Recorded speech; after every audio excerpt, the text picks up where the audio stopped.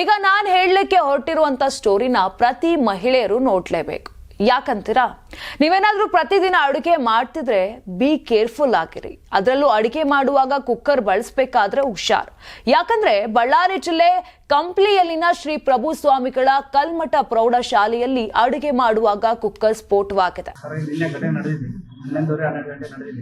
But ಅದು ಆಗಿದಷ್ಟೇ inspection ಯಾರಿಗೂ ಕೊಟ್ಟಿಲ್ಲ. ಪೇರೆಂಟ್ಸ್ ಆಗಲಿ, ತಂದೆ ಆಗಲಿ, ತಾಯಿ ಆಗಲಿ ಯಾರಿಗೂ ಕೊಟ್ಟಿಲ್ಲ. ಬಟ್ ಅವ್ರ ಪಡಿ ಅವ್ರು ಬಂದು ಚಿಕಿತ್ಸೆ ಗೌರ್ಮೆಂಟ್ ಆಸ್ಪತ್ರೆಗೆ ಕೊಟ್ಟಾರ. ಬಟ್ ಕೊಟ್ಟಮೇಲೆ ಬಂದು ಸ್ಕೂಲಲ್ಲಿ ಬಿಟ್ಟೋಗ್ಯಾರ.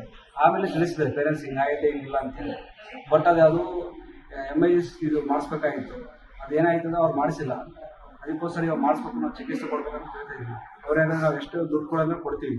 ಬಟ್ ಆ ಥರ ಕೊಡ್ತೀವಿ ಅಂತ ನಮಗೆ ಆಗ ನಮಗೆ ರೇಟನ್ನೇ ಬರ್ಕೊಡ್ರಿ. ನಾಳೆ ಏನಾದ್ರು ಜೀವ ಅಪಘಾತ ಆಯಿತು ಏನಿಲ್ಲ, ಅದನ್ನು ಪರಿಹಾರ ಬೇಕು ಅಂದರೆ ಯಾರು ರೆಸ್ಪಾನ್ಸೇ ಮಾಡ್ತಿಲ್ಲ. ಅಧ್ಯಕ್ಷರು ಮಾಡ್ತಿಲ್ಲ, HM ಸರ್ ಮಾಡ್ತಿಲ್ಲ. ಬರೀ ದುಡ್ಡು ಕೊಡ್ತೀವಿ, ಅಲ್ಲಿ ಹೋಗ್ರಿ ಇಲ್ಲಿ ಹೋಗ್ರಿ ಅಂತ ಹೇಳ್ತಾರೆ. ನಮಗೇನು ಅದು ಪರಿಹಾರ ಬೇಕು.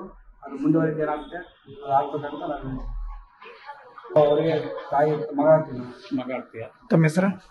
ಸುಭಾಷ್ ಅಂತ ನನ್ನ ಹೆಸರು. ಏನು ವರ್ಕ್ ಮಾಡ್ತೀನಿ? ನಾವು ಡಿಪ್ಲೊಮಾ ಕಂಪ್ಲೀಟ್ ಆಗಿದೆ. ನಾವು ಮೈಸೂರಲ್ಲಿ ಕೆಲಸ ಮಾಡ್ತೀವಿ. ಅದಕ್ಕೆ ಅಮ್ಮಗೆ ಹಂಗಾಗೈತೆ ಅಂತೇಳಿ ಅಲ್ಲಿಂದ ಮೈಸೂರಲ್ಲಿ ಇಮಿಡಿಯೇಟ್ಲಿ ಟ್ರೈನಲ್ಲಿ ಬಂದಿದ್ದೀನಿ. 40 ವರ್ಷದ ವಿಶಾಲಾಕ್ಷಿ ಎಂಬಾಕೆಗೆ ಗಂಭೀರ ಗಾಯಗಳಾಗಿವೆ. ಕೈಗೆ ಸುಟ್ಟ ಗಾಯಗಳಾಗಿದ್ದು ದೇಹದ ಕೆಲ ಭಾಗಗಳಲ್ಲೂ ಬೊಪ್ಪೆಗಳಾಗಿವೆ. ಅದೃಷ್ಟವತ್ ಯಾವುದೇ ಪ್ರಾಣಾಪಾಯವಾಗಿಲ್ಲ. ನಮಗೆ 11:30 ಆಗೈತ್ರಿ. ಅವ್ರು ಫೋನ್ ಮಾಡಿದ್ರು ಹೆಡ್ ಮಾಸ್ಟರ್, ಹಿಂಗಾಗೈತ್ರಿ. ಮತ್ತೆ ಎಲ್ಲಿ ಸರ್ ದವಾಖಾನೆ ಅಂದ್ರೆ ಸರ್ಕಾರಿ ದವಾಖಾನೆ ಕರ್ಕೊಂಡು ಹೋಗ್ತೀವಿ ಅಂತ. ನಾನು ಬಂದಿಲ್ಲಿ ಸರ್ಕಾರಿ ದವಾಖಾನೆ ಬೆಳಗ್ಗೆ ಹೇಳ್ರಿ ಈಗ ಕರ್ಕೊಂಡು ಹೋಗ್ಬಿಟ್ರು ಅವ್ರ. ನಾ ಅಲ್ಲಿ ಹೋಗಾರ ರೂಮ್ನಾಗ ಬೆಳಗ್ಗೆ ಅವರೇ ಅಡುಗೆ ಮಾಡೋದು.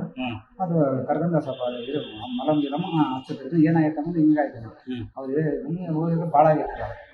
ಅದಕ್ಕೆ ನಾನು ನೋಡಿ ಭಾಳ ಇದಾಗಿತ್ತು ಸರ್ ಅಂದ್ರೆ ಇಲ್ಲ ಅಂದ್ರೆ ಕರ್ಕೊಂಡು ತಗೊಂಡು ನಾವೇನು ಮಾಡಿ ಮತ್ತು ಅಷ್ಟು ಕಳ್ಕೊಂಡಾಗ ನಾವು ಗಂಗಾತಿ ಕರ್ಕೊಂಡು ಅವರು ಎಲ್ಲ ಬೇರೆ ಹೋಗ್ಬೇಕು, ನೀವು ಹೋಗ್ಬಡಿಗೆ ಇಬ್ಬರಿಗೆ ಇಲ್ಲಿ ನಾವು ಮಾಡಕ್ಕೆ ಬರೋಂಗಿಲ್ಲ ಅಂತ.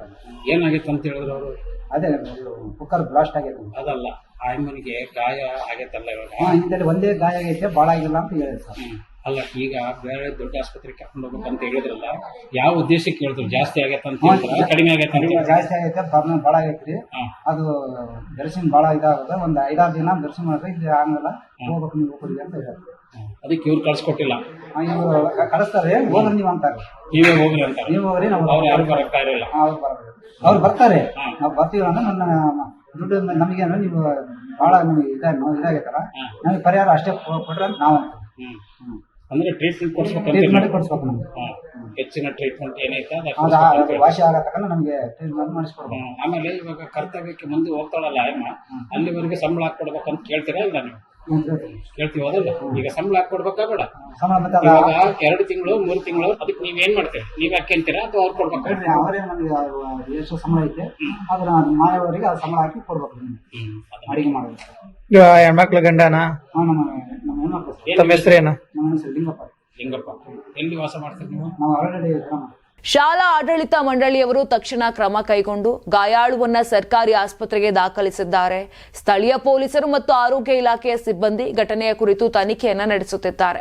ನೀವು ಸಣ್ಣ ಆಗ್ಬೇಕಲ್ವಾ? ಅದು ಒಂದು ಉತ್ತಮ ಆಹಾರದಿಂದ ಸಣ್ಣ ಆಗ್ಬೇಕಲ್ವಾ? ಪ್ರತಿದಿನ ನಮ್ಮ ಜೀನಿ ಸ್ಲಿಮ್ ನ ಯೂಸ್ ಮಾಡಿ ಯಾವುದೇ ಸೈಡ್ ಎಫೆಕ್ಟ್ ಇಲ್ದಂಗೆ ನೀವು ಸಣ್ಣ ಆಗ್ತೀರಾ. ನಿಮಗೆ ಮಾಧ್ಯಮದಲ್ಲಿ ಕೆಲಸ ಮಾಡುವ ಆಸಕ್ತಿ ಇದೆಯಾ? ಹಾಗಾದ್ರೆ ಕರ್ನಾಟಕ ಟಿವಿ ಡಿಜಿಟಲ್ ಮೀಡಿಯಾದಲ್ಲಿದೆ ನಿಮಗೆ ಒಳ್ಳೆಯ ಅವಕಾಶ. ಆಯ್ಕೆಯಾದವರಿಗೆ ಉಚಿತ ತರಬೇತಿ ಕೊಡ್ತೀವಿ. ತರಬೇತಿ ನಂತರ ಕೆಲಸ ಮಾಡುವ ಅವಕಾಶನೂ ಕೊಡ್ತೀವಿ. ಈ ಕೂಡಲೇ ನಿಮ್ಮ ಮಾಹಿತಿಯನ್ನ ಮೇಲ್ ಮಾಡಿ.